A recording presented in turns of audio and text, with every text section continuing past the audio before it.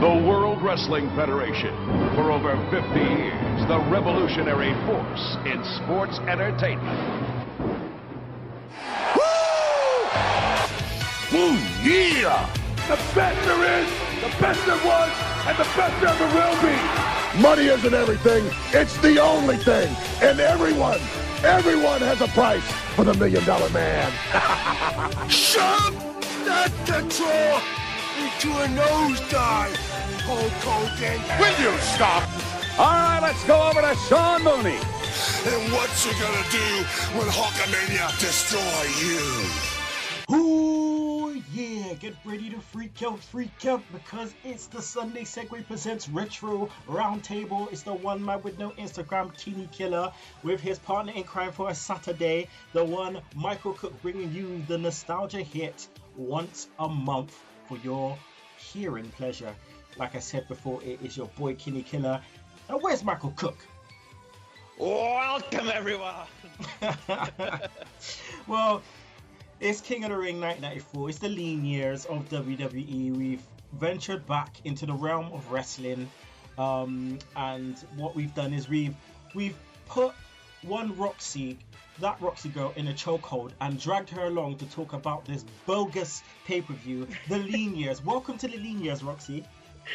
Thank you very much for having me. I bet you're glad now you never wrote Carwin into this. I can see him cussing. The funny thing is that Carwin wasn't even born when this came out. That makes me feel old. Oh, Wow. He was actually born like 3 months after this pay-per-view.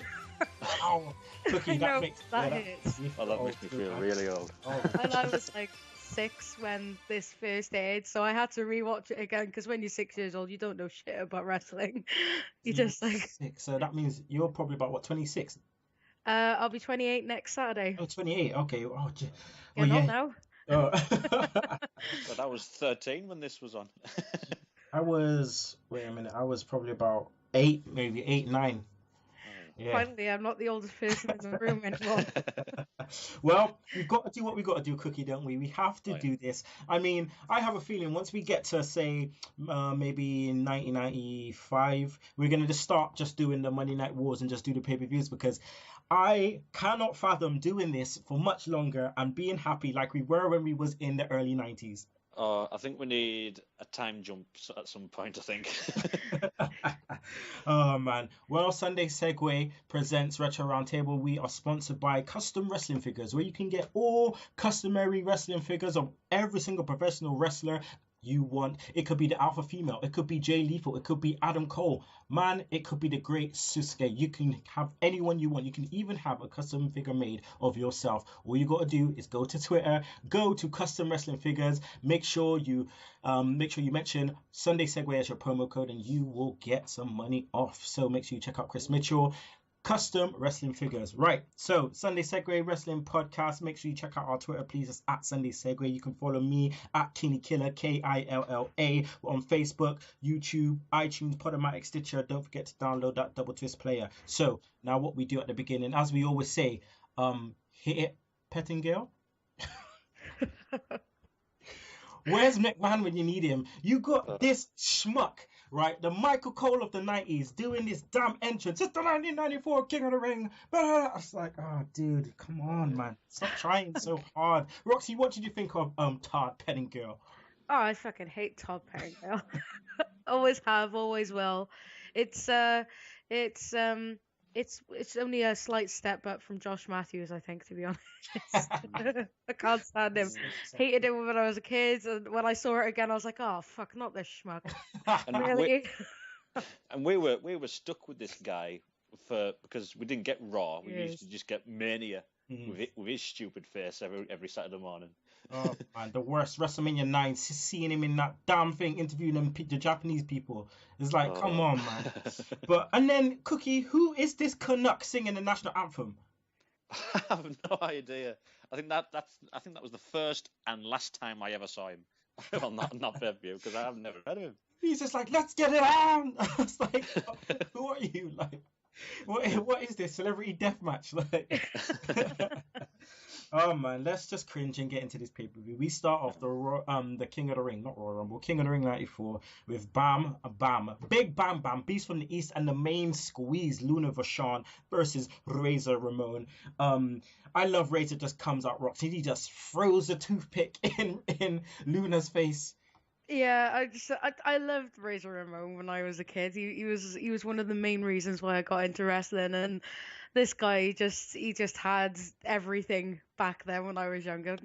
Knowing what I know now, it's a bit different, but I just thought it was so funny, and I completely forgot that Luna Vachon was a valet for Bam Bam Bigelow as well. So that kind of like stirred up some memories. Yeah, Miss Octavia Cookie. Oh.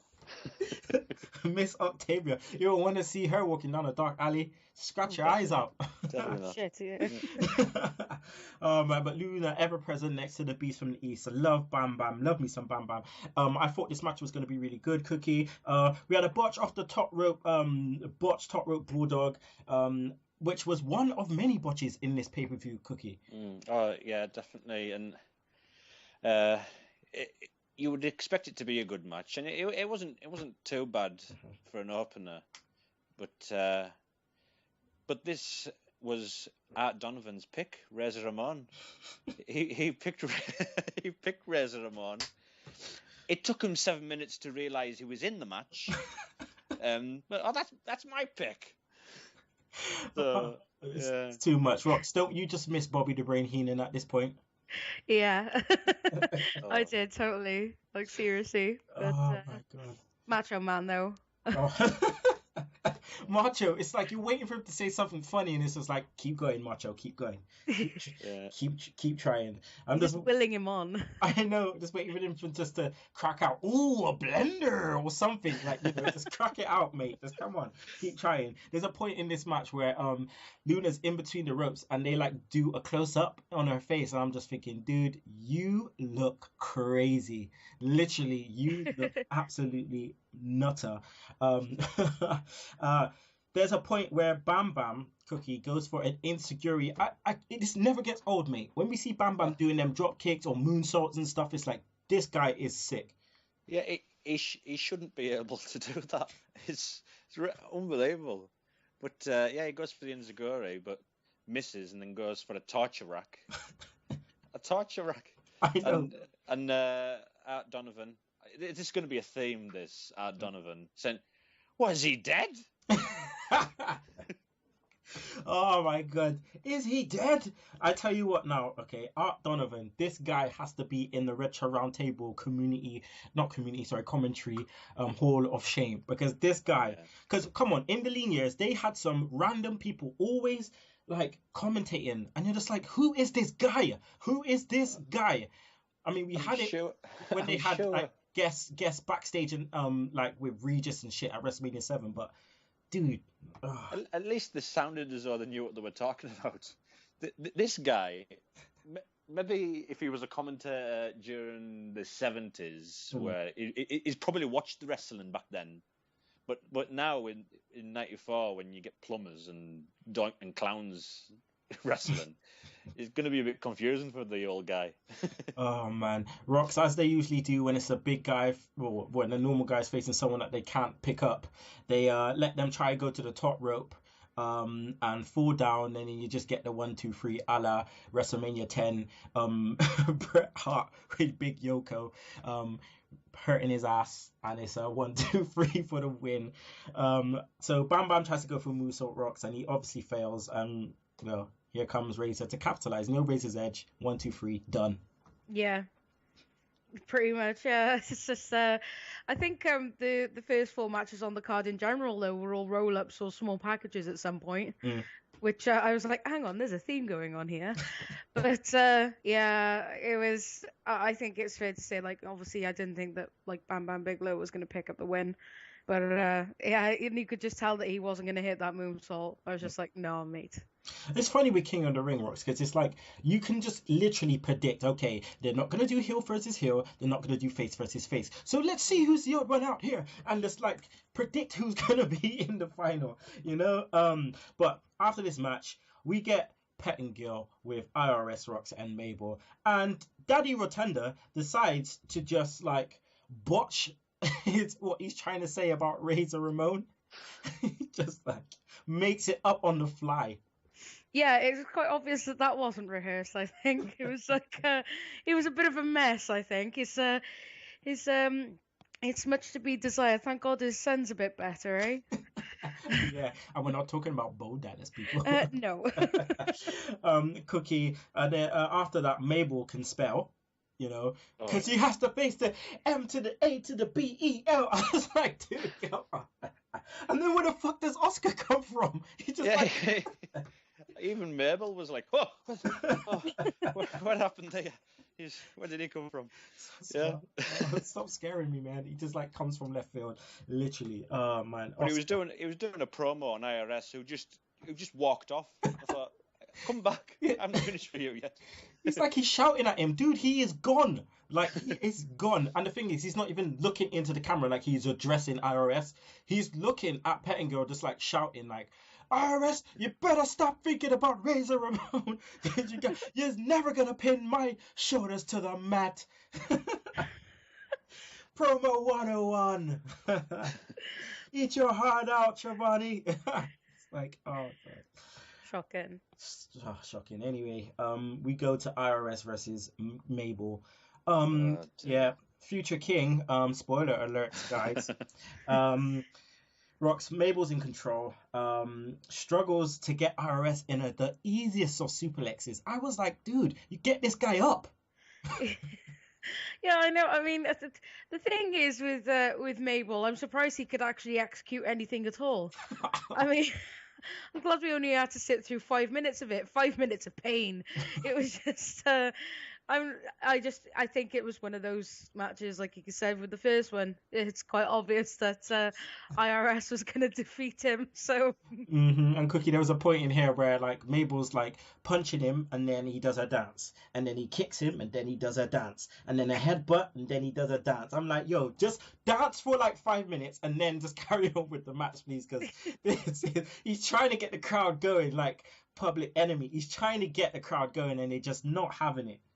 Oh, it's awful match, and it doesn't help IRS one bit because he pins IRS at one point, and he can't kick out. He's that heavy, so the ref has to pretend is put his shoulder up. Awful. Future King of the Ring. Future King of the Ring. Asterisk on the WWE lean years, people. So Art Donovan is officially annoying me now, and it's only the second match in, right? It's only the second match in. Then there's a point in the match where Rox, they get a close-up on IRS. I love close-ups, people. They get a close-up on IRS, and you can basically see half of Bray and half of Bo, literally, like in IRS's face. You can just see the Rotunda, you can see the daughter, you can see them all. It's just falling off his face, and I'm just like, dude, they look like you hard. Yeah, they all do, actually, to be honest. I mean, I think Bray probably looks more like him out of all of them, and I think Bo probably looks the most like the mum. Yeah, and the daughter looks like Bo. Oh yeah, yeah, they're like straight up. They could be twinsies. So, but yeah, you could. I think I know what you're referencing, and that they do. Like it is literally like them jeans are strong. And my daughter looks like me, and I don't know if that's a good thing. I mean, I'm not gonna blow my own horn, but I'm not exactly, I don't know. I'm not exactly great looking material right here. So my daughter, hopefully, she grows up to look more like my missus, because at the moment she looks like me. But either way, let's go to the finish. Finish comes where Mabel falls off the top rope. There you go. IRS pins with the, feet on the ropes. The only way to beat big guys in the first two matches. There you fall go. off the top ropes. Take that one off. Yeah. Take that one off. Then we get Tatanka versus Owen. Tatanka coming out just sweating already. Like, usually Tatanka goes through a grueling match and he is sweating, feathers all over the place, everything. But the guy comes out, Rox, just literally sweating. Yeah, I know. I thought The Rock had it bad, but this guy, holy shit. I mean, it's literally, I'm gonna lift my little finger and I'm just gonna sweat all over you. I just can't get over the fact that this was probably the third longest match, no, fourth maybe longest match of the night. It lasted longer than the Mabel match, and I was just like, holy shit, this guy's gonna have a heart attack in a minute. Genuinely. He was like, sweating like a pedophile on a rape charge. It was Oh ridiculous. God. But did you like the difference in the other two in the fact that they just got into it like straight away? Yeah, well, that was one of the greatest things I think about Owen Hart. He didn't give a flying fuck. He would literally just, before the bell goes, he would always, start on his opponent. And I think that, even though you can see that Owen Hart, like, carried Tatanka in that match, it worked quite well. It was probably one of the better matches on the card. Hmm. So, I mean, they were definitely trying to quickly get Owen over here. You know, they've taken a long a long chunk of time to get Owen over as a heel now, which is great. It's perfect. Even though he was still doing babyface moves. Oh yeah, I mean, he just do babyface moves, but he had a sneaky way about him as well. But yeah, there's a slow build for the character, not just putting him in the main event straight away. That was they did really well with that, and in this match, getting a good match out of Tatanka, he deserves to win. Like, Yeah, mm, definitely. I mean, the build up from from what's it, Royal Rumble '94, yeah, or even before that, Survivor Series '93. Just like the build up from there all the way to '94. This feud lasted forever. Brett and Owen all the way to '96, '97 when they finally buried the hatchet. It's great to see. Nice missile drop kicks off the top rope by Owen. Lovely exchange between the two. Tatanka hulks up with chops, tries to go for some moves, and then literally Owen just rolls him up for the 1, 2, 3. I was like, geez, that kind of happened quick. Which was again, there was a running, turn with some of these matches, which especially the semi-final matches, they just happen real quick, finish real quick. and it turns out this was Art Donovan's first. How much did this guy weigh? For Tatanka, and I think Monsoon and Macho Man thought, this is not working, is it? So they just start to ignore him. This is like, hey, how much does he weigh? Please tell me. And it's like conversing in the background, like that's Macho's just like, do we have to talk to him? I mean, when the camera shows the commentary team, the camera doesn't even show Art Donovan. It just shows Macho Man with his back to Art Donovan. yeah. Like, if I Oh look my at him, I'm going to God. smack him in the face.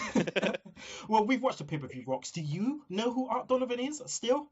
What a fucking clue, mate. Your guess is as good as mine. I've never heard of him. I've never seen him since. I was just like, who is this guy? Is this something like I missed out or something? Oh, it's I think he awful. was. I think he was like a football player, and He must be from and Baltimore or something, innit? Play for Baltimore probably Ravens or yeah, something. but Let's be honest, guys. He wasn't needed, was he? No, and no. this is supposed to be the new generation. Dude, how many times have they... Oh, How many times... Please tell me, someone mark down how many times they said new generation in this whole oh, pay-per-view. they said it loads of times, but this is your first pay-per-view for the new generation, and you've got somebody who's clearly hasn't a clue what they're talking about, and should be doing like WCW commentary with the old timers. So yeah, it wasn't really a good start for the new generation, the first pay-per-view. I would have been happy No. with fucking one Johnny Polo Raven instead of... Definitely. You know what I mean? Like, oh man. Anyway, let's move on with this ish. Jeff Jarrett, J J-E-W. I loved it. But this is Jeff Jarrett before bloody what's his name? What's his name, man? The guy who played Colonel Parker. Cookie, remind me of his name. Oh, what's his name? J-E-double-F, J-A-double-R-E-double-T, double J Jeff Jarrett. What's his name? Oh, I can't remember. It will come to me, guys. It will come to me. As this is going on, please make sure people remind me. Just tweet this out or something. Just make a comment on the YouTube version. Just remind me of this guy's name, his manager. But nevertheless, we get Jeff Jarrett versus the 1-2-3 Kid Pack, as I like to call him. 1-2-3 Kid 6-pack. Man of many personas. Yo, you're dealing with the X Factor. Donovan thought he was a boxer. This kid looks like a boxer. Who is this guy? See? Robert Fuller. Robert Fuller. That's it. Yeah. Oh yeah. Colonel Parker. That's it. Sorry, Robert I Fuller. knew it was in the back of my head. But what was his WWF name? Oh God. Oh. Tennessee Lee. That's the one, Tennessee Lee. Was That's that like it. 98, 99 or something? Something like that. He didn't last long. I know he was in he once managed the French Canadians. Yeah. As like a French policeman. Rougeau and Jean-Pierre. Jean-Pierre. He just kept saying, "Hey Lee, great." No, he's not. No, he is not. So anyway, what was Jeff Jarrett wearing, Rox? What was this guy wearing? I don't know. It looks like the 80s called and threw up on him. He was always known for wearing kind of outlandish kind of. I don't know. I just thought that he looked more like a stripper-esque version of the Macho Man. It was a bit weird. It's just, yeah. The 80s called. They want their clothes back, mate. I have so many different versions of Jeff Jarrett Cookie. This is NWA Northern Lights champion Jeff Jarrett. Then you get like the roadie Jeff Jarrett a year later with obviously one roadie Road Dogg. Then you get Tennessee Lee Jeff Jarrett. Then you get Don't Piss Me Off Jeff Jarrett. You get Slap Nuts Jeff Jarrett. You get Beating Up Women Jeff Jarrett. And then you get WCW Jeff Jarrett, who thinks he's the shit. Then you get the chosen one Jeff Jarrett. And then it's TNA Jeff Jarrett, the King of the Mountain, and then we're done. Oh, GFW. Wrestle Kingdom 9 Jeff Jarrett. I think that's the only good thing he did, getting Wrestle Kingdom 9. I think that's about it. And he gave me slap nuts, so yeah. Okay, Kid tries to kick Double J, and he just launches the Kid into the turnbuckle. This guy nearly dies. Oh my God, what is happening to this guy? He gets thrown about. Double J misses a drop kick, and Kids goes for a victory roll, which was nice, Cookie. There was a lot of botches, man. A lot of botches. Yeah, I don't. You'd expect more from the 1-2-3 Kid, because he can have really good matches, but they just didn't mix these two, which is a shame, because Jeff Jarrett's a good mid-card wrestler. He likes to think he's a main event guy, but he's not. He's not. But these two should have had a good match, but I don't know if it's pressure of this new generation or what. Well, we never know. Roman Reigns might turn into Jeff Jarrett. You know, thinks he's a main eventer, but mate, you're just missing the mark. You're just missing something. I don't know what it is. But Rox, the finish comes where Jeff Jarrett goes for the figure 4, gets rolled up in a small package, seen it coming a mile away for the 1-2-3, and then Jeff Jarrett goes slapnuts and goes absolutely Psycho Sid. He literally drills the Kid with 3 power drivers. That's something you won't see on PG WWE now. No, exactly. God, when did that get outlawed? Flipping heck. Oh, I'm feeling older by the minute. Yeah, it's just, yeah, that's Double J, isn't it? If it was always one of those things where if he didn't get his way, he'd kind of throw his toys out of the pram. So, but like Michael was just saying, like the whole chemistry between the two of them just wasn't there during this match.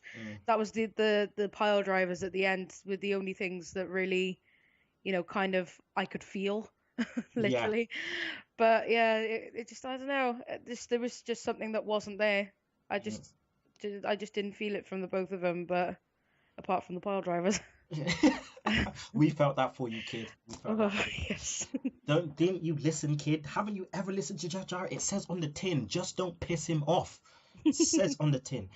So Jeff Jarrett gets knocked out. 1, 2, 3 kid goes true, and then we're left thinking, will he?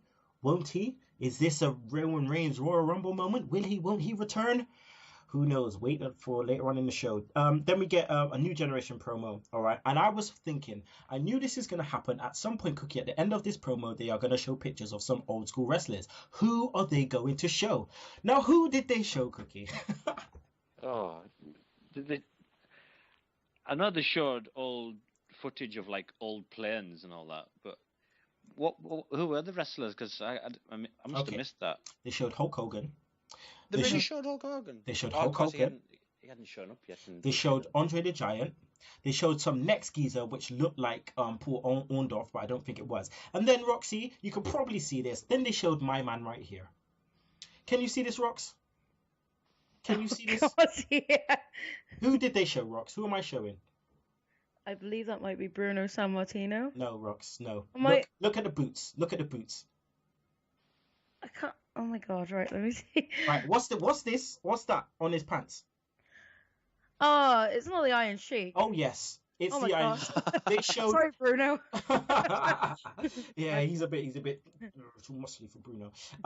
Yeah, so they showed the Iron Sheik. Now, there's no doubt in my mind, Sheiky baby went nuts when he saw this, wherever he was.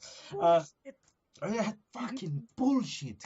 Oh god. Before we get into the WWF title match, we're going to take a break. Okay, guys? You're going to hear from our sponsors at VOC Nation, and then we'll be back talking Bret Hart versus Diesel, Razor Ramon IRS, Owen 123 Kid, Head Shrinkers Yoko and Crush. Then we'll get the final of King of the Ring, and then we'll get this nuts of a main event. Just don't miss it, guys. Please come back. Are you getting lost in the cloud? Is technology moving too fast for you? Find your way at netcarrier.com. Ride the end cloud and soar above your competition. And we're back, people. Second part of the Sunday Segue Presents Retro Roundtable, episode 20, episode 20. God damn, episode 20. Right. WWF title match. One Bret Hart versus Diesel. One of many matches, Cookie. This is the first of many matches between these guys. Now, this is early Kevin Nash. Before he's a bit green. I feel he's a bit green going in here. Was it too early for one Kevin Nash, Cook? Possibly, but I think Vince McMahon liked the look of Diesel, so that he was going to go with it. You like the cut of his jib. Yeah, and well, they gave him the Intercontinental title almost straight after WrestleMania on Superstars. So Bret Hart, he was silly. He shouldn't have made Diesel look good because he's going to lose it. Oh man, Rox. I tell you, the most interesting part for me within this and building up Diesel was Shawn Michaels and using him as a heat seeker to try and get Diesel over, and obviously, using Bret also to sell Diesel's power. Mm-hmm. It totally worked for me because I remember watching Diesel growing up, and apart from the fact that he looks uncannily like my old man, I love Diesel. But the reason why, looking back on it, I loved Diesel was because I loved Shawn Michaels. Mm-hmm. Because I was a lover of Shawn Michaels. I hate to admit it now, obviously in hindsight, but I did. I loved Big Daddy Cool Diesel. I thought he was cool as shit, But I think that it really did work because, well, Shawn Michaels was the ultimate heat seeker at the time, and it did. I think it came at the right time for him, if I'm going to be honest. I think it worked really well, and obviously with Bret Hart being the fan favorite, it was a win-win, to be honest. I think. In that particular triangle. So win-win. So we go into their first match together. Obviously, Bret is going to carry this with some added sprinkled sauce from Shawn Michaels. Bret says he's going to have a partner, one of his family, and out comes Psycho Neidhart. the Anvil is coming out with this guy. Now you know something's going to pop off when this guy comes out. Oh yeah. Just watch Total Divas if you didn't know what I mean. Oh, when I first saw that in '94, I was jumping down up and down like a maniac. I thought, oh, Jim Neidhart's back. So, yeah, it's the Hard Foundation reunited. Yes. Yeah. Not High Energy. It's the Hard Foundation. Yeah. Or the new foundation. The new foundation. There's a part in this match where obviously it looks like there's a botch in every match, Rox. Where Brett, Diesel botches catching Brett. Yes. And I think this is where his knees might have got shot. He's always had a little bit of a problem with things like quads and knees and whatnot, hasn't he? Mm-hmm. He tries to salvage it though, doesn't he? Yeah, he did try. I mean, the good thing is that he wasn't one of those guys. He wasn't at this point one of those guys that wouldn't sell it or wouldn't try and recover from it, as he became, later known for. But yeah, it was a bit of a botch. I had to watch it twice to double check. But yeah, it was a little bit. I think they got away with it though. Because Bret Hart was like working on the leg, so you could get away with it that way.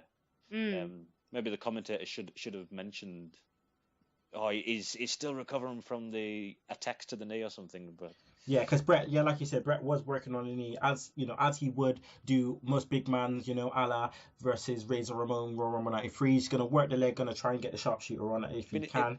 It makes sense to do that. You work on the big guy's legs. You don't punch him in the face like John Cena would, or go for the wrong part of the body. It's typical WWE though, isn't it? There's a botch in the ring and it's like, quick, Cole, mention the WWE app. Bret goes for a nice plancha and misses, and then Diesel kind of takes control from there. But the match picked up, don't you think, Cookie, at the once HBK hits Bret with the belt? Oh yeah, I mean, I think people were thought, surely not. Is Diesel going to win this? But but I liked it when they took the corner pad off and he was going to hit Bret in the corner, but he reversed it. And the way Diesel was selling, as if he was getting knocked silly. and Bret Hart's punches were. I'm a huge fan of Bret Hart's punches. They just look as though he's killing you. Oh man! And even hitting the ropes, he missed the rope and fell flat on his back. I thought, oh, he looked like a big guy that was floundering, and he looked really good. So Anvil basically jumps in, goes nuts, causes a DQ after Shawn Michaels basically just like prods him with a stick, winds him up, and then he just bolts. He just bolts after, and I'm thinking, what's happening here? Art Donovan goes to the ref. He says about the ref, he goes, he's stealing the belt. He's stealing the belt. What's he doing? And Savage just has to pull it back. Yeah, shut the fuck up, Donovan. So we get a DQ win for Diesel, but this won't be the first time these guys are facing up. And it won't be the last. Right, so we get next round. We get Razor versus IRS. Cookie feud for the stolen gold. Oh yeah, it's it's the rematch we've all been waiting for, isn't it? You stole my gold, goddammit. Oh dear. Man, it's just 1994 rocks. 1994. 1994. All right, so this starts basically off like a brawl. Straight away. Our IRS takes a shot on the stairs, which looked nasty. Then Rox, IRS takes a beating by the tie, as you do, Mm-hmm. Your fault if you wear a tie to the ring. And then Rox, the match just finishes abruptly. Tries to go for Irish Rip. Razor reverses it, kicks him in the stomach, raises Edge 1, 2, 3. Yeah, it was a really quick match. I wasn't expecting. I think more happened outside the ring than inside the ring. I mean, sure, he gained an advantage by applying the chin lock, but then Ramon escaped and kicked Scheiser in the guts, and just that was it. Then raises Edge 1, 2, 3. Yep, done. So we could just this was basically Macho Man verbally now is getting annoyed with Art Donovan because there's a point where IRS tries to clothesline Razor and he gets thrown over the top rope, and Art goes, "That's like missing a trap block," and Macho Man just goes, "Exactly like it, except completely different." This ain't NFL, man. Come on. Oh god. So yeah, we could basically done that. Now that was really quick. So we went into Owen versus 1-2-3 Kid Roxxi, which I was really looking forward to for obvious reasons. Oh yeah, definitely. And again, Owen Hart attacked the 1-2-3 Kid before the bell went. Dude, so that drop kick through the ropes. I know, I totally wasn't expecting it. Even though I've probably seen it before, I was just like, whoa, where did that come from? In the dark, man. In the dark, how dare you? You can't even see. And the guy takes a nasty drop kick. It looked horrible. Whiplash, like crazy. And then he does a nice dive through the ropes. Owen and Kid just kind of go for a nice kip-up sequence. And then Owen just basically ends it here by just like, yeah, just going to hit you with Insiguri. Done. Mike Chioda's hair, Cookie. Mike Chioda's hair. Oh dear. Well, it's still the mullets era, so it's not, you can get away with it, I suppose, back in them days. But if you look back at it now, you're like, bloody hell. Again, Rox, this was a quick match, but it was a fast-paced match. We got a somersault plancher, I believe, from 1-2-3 Kid X-Pac, 6-pack. Owen does actually, I don't know if you realize, but me and Cookie talk about this all the time. What is it with the Hart family doing the sternum first into the damn turnbuckle? Do you know, funny enough, it's weird that you mentioned that, because me and my other half were talking about that the other day. We were like, is that like a Hart Dungeon kind of, training facility move? I was just like, yeah, because it's strange, because I haven't really noticed it with any other wrestler. Sternum first. Like a steel post in the dungeon. It keeps running, running right in front of it. Serves you right for stealing your brother's cake. Now put him in a sharpshooter. Oh my god. Kid goes for a spinning heel kick and gets catched with a nice German suplex, Cookie. Oh, Owen Hart's even the belly to belly suplex he did is unbelievable. Owen Hart is such a good wrestler. Just on the same level as Bret Hart. Maybe some would argue even maybe better as well. Mm-hmm. Yeah. But such a good wrestler, Owen Hart. Roxxi never failed top rope to finish. Yeah. Kid goes for a Hurricanrana and then just basically gets caught with a dirty power bomb. Oh yeah. Oh, that was a hell of a power bomb. Oh, dude, Kevin Owens proud. And then sharpshooter for the finish. Owen Hart goes through. What did you think of the match, Roxxi, as a whole? I thought it was good. I mean, I think that it was quite well worked, because like the way that Hart did it, it was like he used his momentum to wear down Sean. Sorry, I keep referring to him 1-2-3 Kid. And I thought it was a pretty decent match overall. I think it should have been the last match. I think that the finalization between should have been between Owen Hart and 1-2-3 Kid in the final match. Yeah, I don't know what I'm saying. Basically, before Owen Hart becomes king, I think that it should have been the final Owen Hart versus 1-2-3 Kid. It definitely deserved more time than the 3 minutes it got. You wouldn't think it was that long, because the moves they did, it was really that good. Mm-hmm. It was that quick. Everything was so fast paced, and they managed to get a lot of things in such a short space of time. It was brilliant. Right, we're on time constraints, so what we're going to do right now is we're going to go into Head Shrinkers versus Yoko and Crush. So Head Shrinkers basically just start beating each other up. What happened there, Rox? They're just like, F this, we're just going to just start scrapping each other. Yeah, exactly. And then it's just like, oh, well, fuck this, I'm going to attack you with the Japanese flag as well, Oh my god, you just don't mess with the Samoans. They keep forgetting, man. Don't headbutt a Samoan. You can't win. It's like a death wish, isn't it? Oh man. Double headbutt to Big Yoko and Crush. Test of strength between the two teams before it all ends in tears when Fatu and Crush decide to share power drivers. Cookie. Oh, God. What would they think and trying to do that to Yoko? Oh, dude? Like, could you imagine like Cesaro trying to pick up Big Yoko for a power driver? Oh, or the big swing. Yeah. Drop down toe hold into a massive leg drop. Nice tag team combination between Crush and Yoko, which I was very much surprised about. And then Rox, where did Lex Luger come from? I don't know, the rafters? Or no, that's Sting. I don't know. I wasn't expecting it either, and I was like, hang on, I don't remember Lex Luger and the Crush thing. I was just like, what's going on here? It was just so strange. And them tights, bro. Dude, oh my God. I expected Savage to jump over the railings to fight Crush rather than Lex. But dude, he looked like he just come straight from the gym. Like, I think he stole Terry Funk's tights. Yeah. Terry Funk? I thought you meant Flash Funk. So he comes out, basically distracts Crush. Sweet Chin music by Fatu. 1, 2, 3, done. Head Shrinkers are still your tag team champs. Then we go into the final of the King of the Ring tournament. Razor versus Owen. Match starts slow, which surprised me because they didn't get that much time. Fall away slam, reverse into a nice side Russian leg sweep. Top rope backdrop by one Owen Hart. By one Razor Ramon. Then Neidhart comes down, Rox, and just takes out Razor.